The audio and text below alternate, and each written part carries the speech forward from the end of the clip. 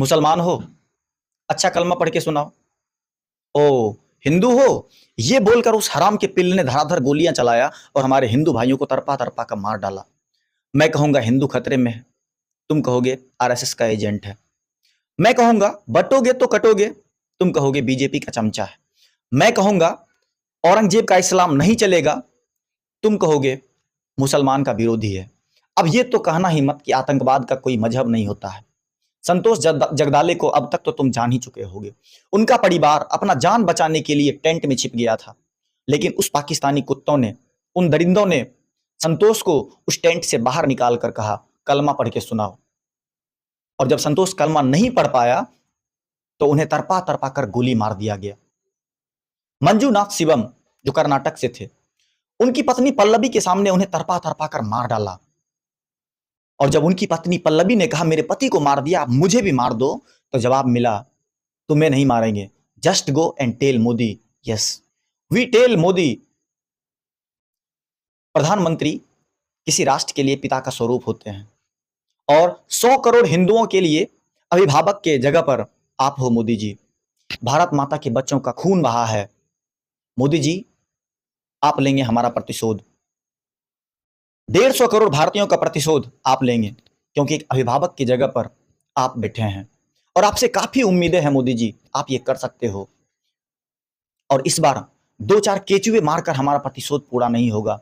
हमें पाकिस्तानी सेना का कटा हुआ सिर चाहिए मोदी जी। अब वो वक्त आ गया है उन गद्दारों का, उन पाकिस्तानियों का सिर धड़ से अलग करने का।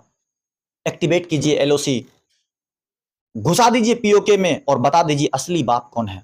छोटा सा दिखने वाला देश, इतना सा दिखने वाला देश इजराइल, जिसको मैप पर भी जूम करके देखा जाता है, उसने अपनी अस्मिता के लिए, अपने आत्मसम्मान के लिए गाजा पट्टी को शमशान में बदल दिया। 15 लाख भारतीय सेना क्या अपने आत्मसम्मान के लिए, क्या अपने भाइयों के बदला के लिए इतना सा भी नहीं कर सकती है? हफ्ते में एक दिन भूखा सोने वाला गरीब भारत 1965 में लाहौर तक घुस चुका था। आज तो हम दुनिया का चौथा मिलिट्री पावर हैं। आज अगर मोदी जी हम चुप बैठे ना, आपके रहते अगर चुप बैठे ना, आने वाली पीढ़ी को क्या मुंह दिखाएंगे, क्या कहेंगे? अर्जुन जैसा प्रधानमंत्री था हमारा, फिर भी हम अभिमन्यु की तरह मारे गए। हमारे एक बेटी से उस हत्यारों ने कहा कि go and tell Modi we have told you sir.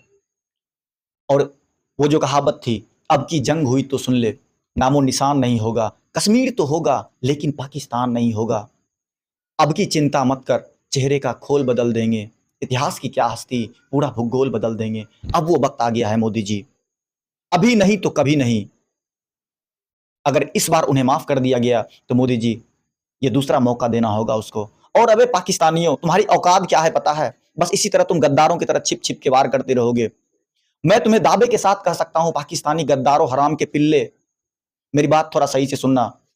तुम पूरे भारत की बात छोड़ दो, तुमसे सटा हुआ हमारा 5 क्षेत्र है, लद्दाख, जम्मू कश्मीर, पंजाब, राजस्थान और गुजरात।